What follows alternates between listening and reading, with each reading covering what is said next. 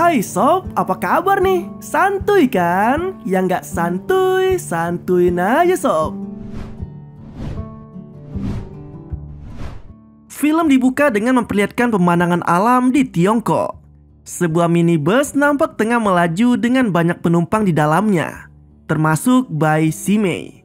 Ia diketahui sedang melakukan perjalanan ke suatu tempat untuk bekerja. Hal itu ia lakukan semata agar bisa membantu orang tuanya mendapatkan penghasilan setelah kelulusannya dari bangku kuliah. Perjalanan menuju daratan Tiongkok Utara dilakukan Bai bersama dengan sesama calon pekerja lainnya, yaitu Huyen dan seorang manajer bernama Wu yang akan menyalurkan mereka ke tempat kerjanya nanti. Tidak seperti pekerja kebanyakan, Bai dan Huyen kini dibawa manajer Wu menuju ke suatu desa yang bahkan hanya bisa diakses oleh kendaraan kecil saja.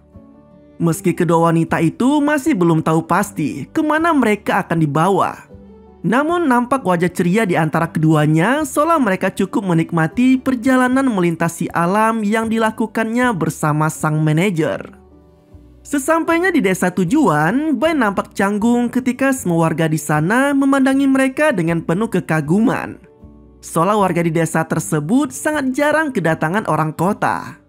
Namun tak lama dari itu, manajer Wu tiba-tiba mengajak Huyen untuk pergi berdua dan meninggalkan Bai sendirian di sana.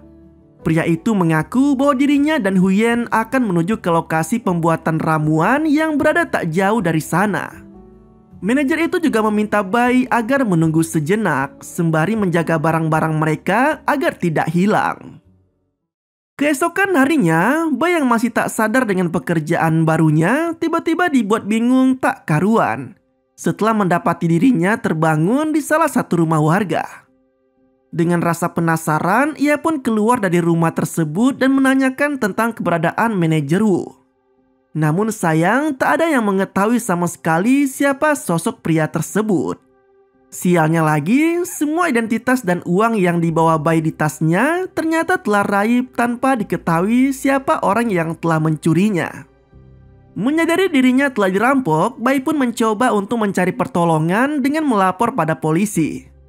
Namun sayang, niat tersebut harus digagalkan.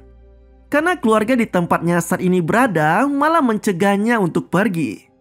Yang mengejutkannya lagi, pria tua yang menjadi kepala keluarga di sana malah mengungkapkan bahwa dirinya telah membayar mahal untuk bisa memiliki Bai sebagai istri bagi anak laki-lakinya. Alamak, macam tak betul nih. Tak terima dengan apa yang dialaminya, Bai pun mencoba memberontak. Namun keluarga itu malah mengurungnya dalam kamar seorang diri.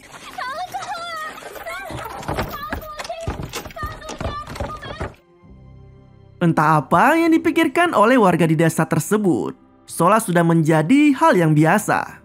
Keluarga yang telah membeli Bai pun malah membuat perayaan seolah anak laki-laki mereka telah resmi menikah dengan seorang gadis kota.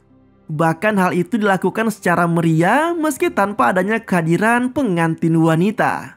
Sementara Bai sebagai pengantin wanitanya malah masih dalam kondisi terikat di rumah keluarga tersebut.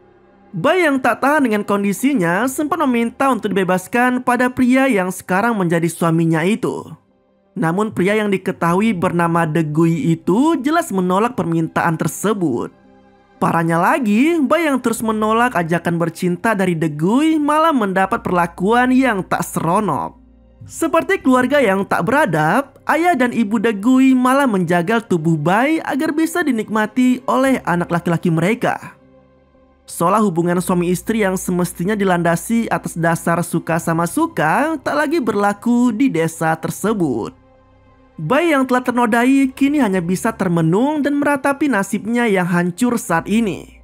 Ia juga sempat mencoba kabur dan meminta pertolongan pada kepala desa.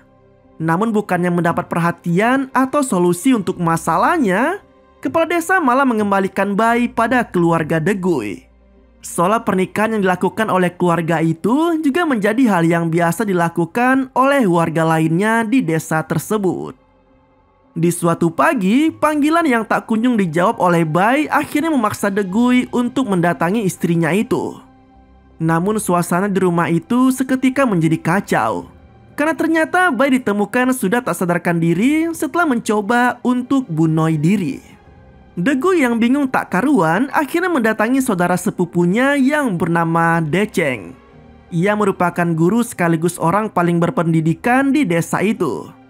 Bersama saudara sepupunya itulah, Deguy akhirnya membawa Bai ke rumah sakit terdekat. Entah sial atau malah beruntung, niatan Bai untuk mengakhiri hidupnya malah berujung kegagalan. Ia berhasil diselamatkan dan harus kembali menjalani hidupnya yang penuh dengan penderitaan. Merasa belum sanggup merubah sikap menantunya, ibu Deguy akhirnya mendatangkan dua ibu muda lainnya yang ternyata dulunya juga bernasib sama seperti Bai. Dalam pertemuan itu, wanita bernama Chen dan Deng nampaknya cukup sanggup menguatkan batin seorang Bai. Chen mengatakan bahwa dirinya pun dulu pernah merasakan apa yang sedang dirasakan oleh Bai. Bahkan ia sampai menyarankan Bai agar bertingkah seperti layaknya ibu muda lainnya. Hingga di kemudian hari, Bai benar-benar siap untuk kabur dari sana. Chen pun tak menampik keinginannya untuk bisa turut kabur meninggalkan desa itu. Namun dia tak bisa berbuat banyak mengingat dirinya saat ini sudah memiliki dua anak yang tak mungkin ditinggalkannya begitu saja. Tak lama kemudian pertemuan di antara mereka pun berakhir dengan Bai yang mulai menemukan semangat hidupnya lagi. Sejak saat itulah Bai mulai sedikit bisa berdamai dengan keadaannya saat ini. Ia bahkan sampai rela merapikan penampilannya agar mendapat sedikit kebebasan dan bisa mulai merencanakan aksi pelariannya. Berkat perubahan sikap Bai, ia yang sebelumnya hanya dikurung dalam kamar sekarang mulai bisa merasakan kehidupan seperti warga desa lainnya. Mulai dari berbelanja, memberi makan ternak, dan melakukan pekerjaan rumah seperti pada umumnya. Hingga pada suatu hari, ia yang sedang mencuci pakaian di sungai tiba-tiba terpikirkan untuk kabur setelah diberi arahan oleh Chen. Namun ternyata untuk bisa meninggalkan desa terkutuk itu tidaklah mudah sob. Bai harus mendaki gunung dan melanjutkan perjalanan yang jauh untuk bisa sampai di kota. Sialnya, ia yang sudah sampai di jalanan menuju ke arah kota malah harus kembali tertangkap oleh Deguy dan warga desa lainnya yang menyusulnya menggunakan kendaraan kecil. Alhasil, wanita itu pun harus kembali menjalani hidupnya yang kelam di desa terkutuk itu. Berbeda dari sebelumnya, meski kini Bai masih harus menjalani perannya sebagai istri Deguy, namun setidaknya ia telah mendapatkan teman baru yaitu Denceng. Guru sekaligus saudara sepupu Deguy itu nampak seperti layaknya pria baik-baik. Tidak hanya mampu menjadi teman curhatnya, tetapi pria itu juga bisa memberikan hiburan dengan meminjamkan buku sebagai bacaan bagi Bai. Dari sinilah mulai terungkap bahwa ternyata Bai merupakan seorang lulusan sarjana dan terjebak oleh iming-iming bekerja di perusahaan obat. Hingga akhirnya terdampar di desa terkutuk itu. Berbeda dengan Denceng, meski ia hanya berpendidikan SMA, namun ia menjadi satu-satunya warga desa dengan pendidikan yang paling tinggi. Karena hal itu juga, maka dirinya pun kini bertugas sebagai guru di sana, meski profesi tersebut masih kerap diremehkan oleh warga lainnya yang tidak memandang pendidikan sebagai sesuatu yang amat penting. Merasa Denceng berbeda dengan warga desa lainnya, Bai pun tak ragu mengutarakan niatnya untuk kabur meninggalkan desa tersebut. Bak Dayung bersambut, Denceng juga ternyata cukup terbuka dengan niatan tersebut. Bahkan ia sampai berjanji akan membantu Bai untuk kabur dari desa tersebut. Meski mendapat sedikit pencerahan dari teman barunya itu, namun Bai tetap tak bisa mengandalkan bantuan sepenuhnya dari Denceng. Wanita itu mulai rutin mengirimkan surat pada keluarganya yang ada di kota. Tujuannya adalah agar kelak ada keluarganya yang mau datang dan menyelamatkannya dari desa tersebut. Nah, sejak saat itu juga pertemuan antara Denceng dan Bai pun menjadi semakin intens. Hingga pada akhirnya perasaan saling suka pun muncul. Dan alhasil keduanya pun, ya kalian sudah tahulah apa yang akan terjadi jika pria dan wanita sudah suka sama suka. Namun di sini sial bagi Denceng. Ia yang baru saja menemukan tambatan hatinya malah harus terpisah dari Bai setelah keduanya kepergok telah membajak sawah bersama oleh keluarga Deguy. Alhasil, guru itu pun harus diusir dari desa tersebut demi membersihkan nama keluarganya. Bai yang sempat merasa terbantu dengan hadirnya Denceng kini harus mencari akal sendiri untuk bisa kabur dari desa tersebut. Namun karena tak mungkin baginya untuk pergi ke kota tanpa memegang uang sama sekali, maka ia pun mencoba meminjam sejumlah uang pada salah satu pemilik toko yang ada di desa itu. Meski sebagai bayarannya, ia terpaksa harus melayani ritual membajak sawah dengan pria tersebut. Dengan bermodalkan semangatnya dan sejumlah uang yang ia miliki, Bai pun akhirnya kembali mencoba kabur dari desa itu. Perjalanan jauh pun ditempuh Bai, mulai dari mendaki gunung, menumpang salah satu mobil, hingga menaiki bus untuk menuju ke kota asalnya. Namun lagi-lagi kesialan masih saja dialami oleh Bai. Karena ternyata Degu yang berhasil menyusulnya ke kota kembali bisa menemukan istrinya itu setelah bus yang dinaiki Bai dihentikan olehnya. Tidak hanya itu, teriakan minta tolong Bai juga nampak tidak digubris oleh polisi di sana. Sebab Degu dengan liciknya menyebut jika istrinya itu tengah mengalami gangguan kejiwaan. Merasa tak lagi sanggup kabur dari desa itu seorang diri, Bai pun akhirnya hanya bisa berharap pada setiap surat yang ia kirimkan. Bahkan ia masih terus saja mengirimkan surat yang sama setiap harinya. Meski ia sendiri masih belum yakin akan datangnya anggota keluarga yang akan menolongnya. Perasaan Bai juga semakin dibuat tak karuan. Karena ternyata saat ini ia diketahui tengah hamil setelah ibu Degui mendapati kondisi perut menantunya itu yang semakin besar.